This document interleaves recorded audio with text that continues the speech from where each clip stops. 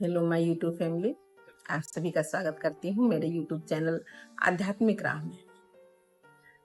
आज का मैंने एक ऐसा टॉपिक लिया है जो बार बार मेरे सामने आ रहा है और कई लोगों के द्वारा आ रहा है। एक तो टॉपिक मुझे मिला है कि अच्छे इंसान को दुख क्यों मिलता है। दूसरा, भगवान हमारी परीक्षा क्यों लेते हैं। बार बार बुरा समय क्यों आता है। जो भी अभी परेशान है इस टाइप के क्वेश्चन लगातार पूछते हैं। सब कुछ कहने बताने के बावजूद भी फिर ये सवाल पे फिर वो लौट के आते हैं, फिर हमारे साथ ही बुरा क्यों। हमने तो किसी का बुरा नहीं किया।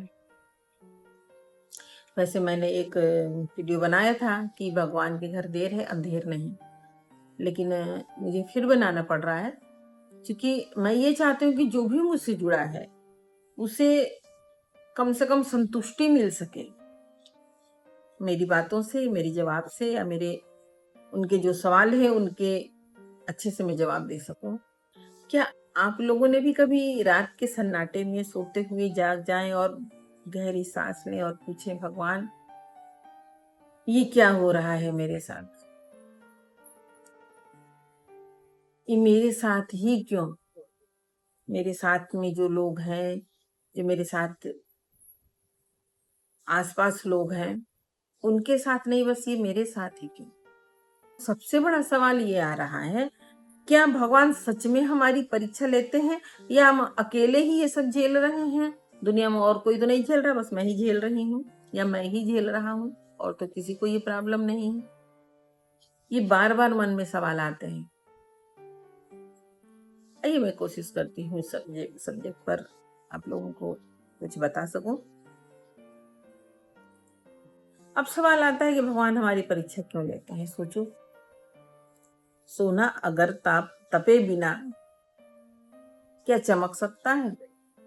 क्या उसमें वो चमक मिल सकती है जिस सोने को देख के आज सभी ललायित होते हैं कि क्या अच्छा लग रहा है, लेकिन वो किस हालत से गुजर के वहां तक आया।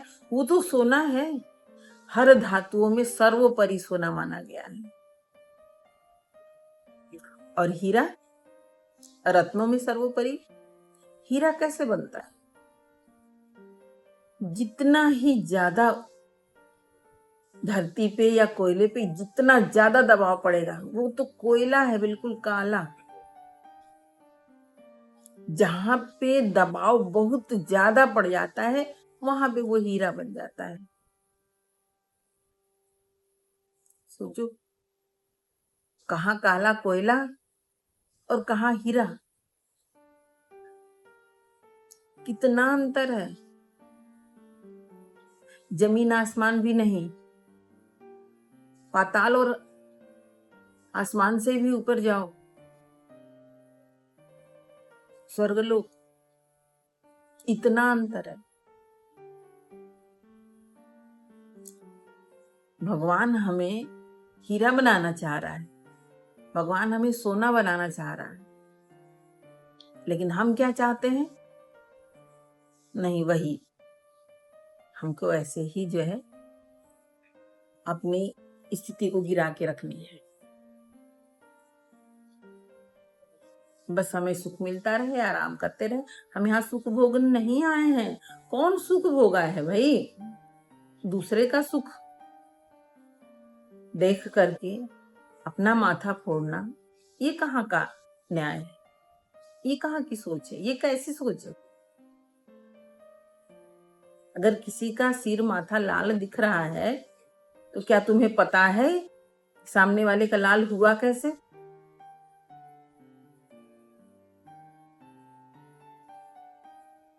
अगर हमारी जिंदगी बहुत सुख में गुजर रही है, इस बात की गारंटी है कि हमें सोना तो नहीं बनना, हमें हीरा तो नहीं बनना। हमारी यहाँ स्थिति डाउन ही होगी, क्योंकि बस हम सुख भोगने में रह गए। हमने कुछ भी प्रयास अपने जीवन के लिए किया ही नहीं, या अपनी आत्मा के लिए, या हम अपनी शुद्धता के लिए हमने कुछ किया ही नहीं, क्योंकि हम तो बस सुख में ही रह गए।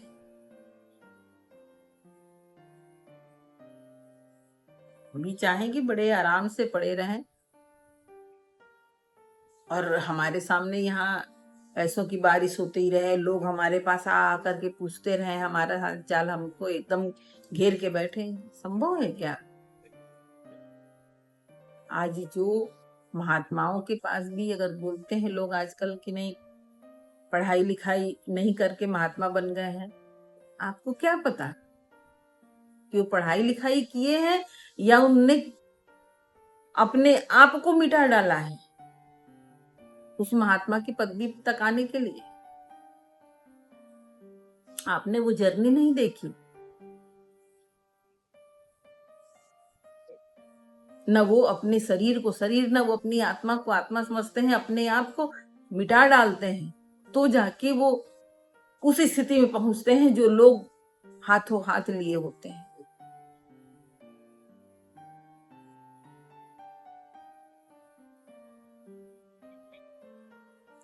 आपकी सोच कहाँ जा रही है? आप अपनी सोच को ध्यान दें।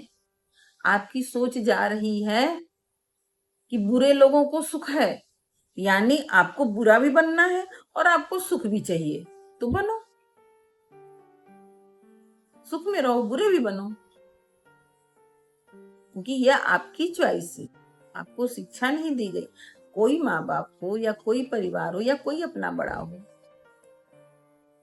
या कोई गुरु हो, ये शिक्षा तो कभी नहीं देता। आप अपने से जा रहे हो, जाओ, आपकी अपनी लाइफ है। जन्म आपने अकेला लिया, आपके साथ कोई जन्म लेने साथ में नहीं आया। आप यहाँ से जाएंगे तो अकेले जाएंगे, आपके साथ कोई नहीं जाएगा, कोई कितना भी अपना हो लेकिन कोई नहीं जाएगा। जीवन भी अकेले ही जीना है, कोई साथ नहीं देता। आपका अपना कष्ट, आपका अपना दुख, आपका अपना है।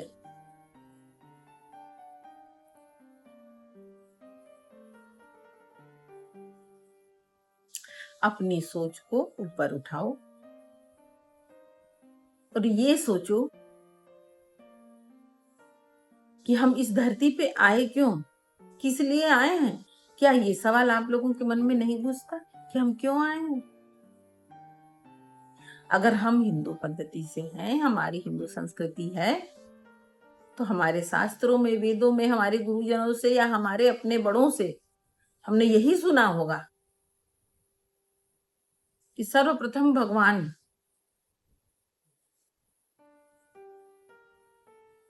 या इस धरती पे आए हैं तो मोक्ष के लिए आए हैं।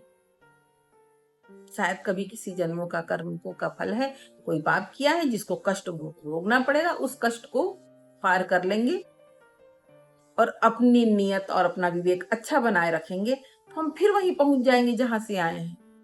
और अगर बुरा बनाए रहेंगे तो हम फिर नीचे ही जाएंगे।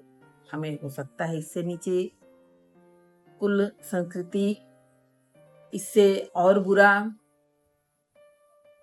84 लाख योनियों में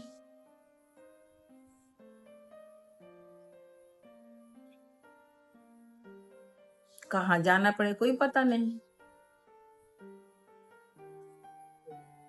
आपके सामने एक जिंदगी दिख रही है, अपनी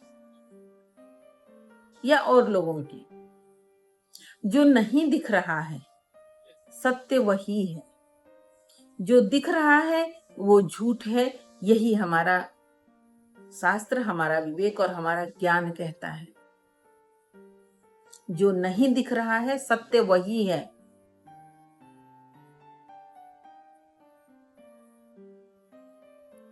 जो हम महसूस करते हैं सत्य वही है, लेकिन महसूस करने वाला व्यक्ति आत्मा से होना चाहिए। जो दिमाग से महसूस कर रहा है वो नहीं।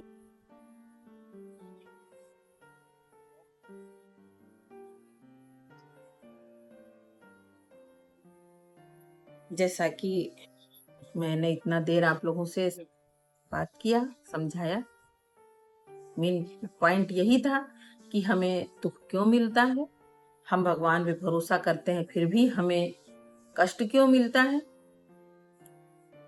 और हम ही दुखी क्यों, और लोग क्यों नहीं। इसका जवाब आप लोगों को मिल गया होगा कि भगवान हमें हीरा या सोना बनाना चाहता है, हमें तपा रहा है या हमारे ऊपर दबाव दे रहा है। आपकी मर्जी, आपका विचार। या वो दुख के रूप में, या कष्ट के रूप में, या परीक्षा के रूप में।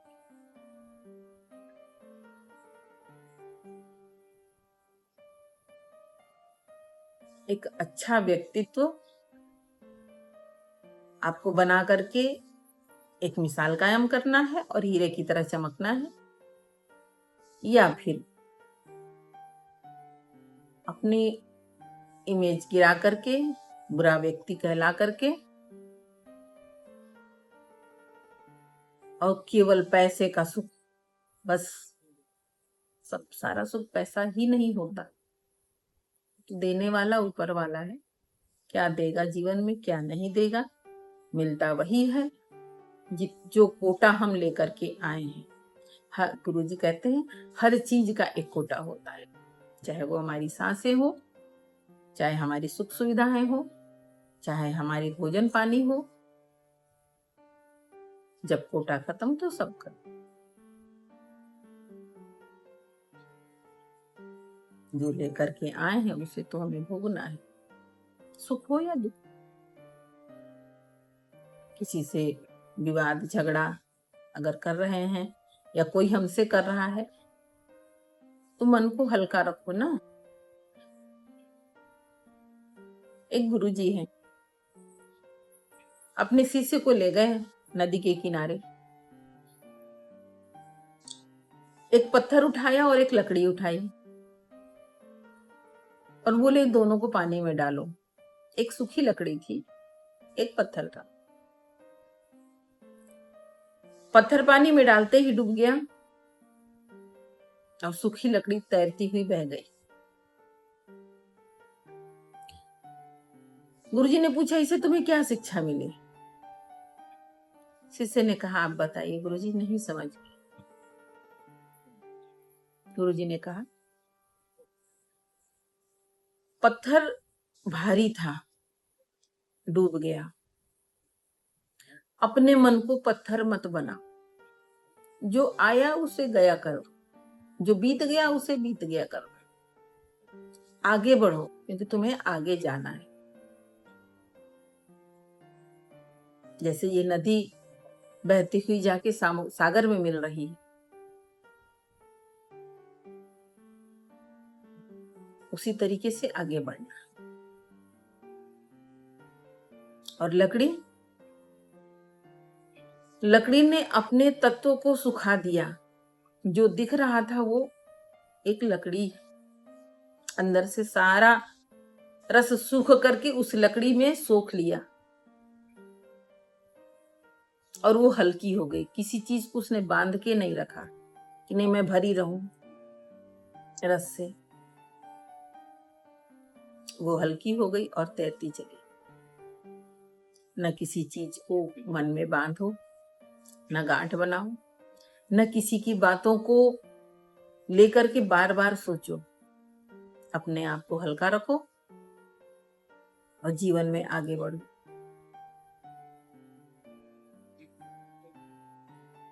सब कुछ अच्छा होगा। वही फिर बात कि भगवान के घर देर है अंधेर नहीं, आज नहीं तो कल मिलेगा जरूर।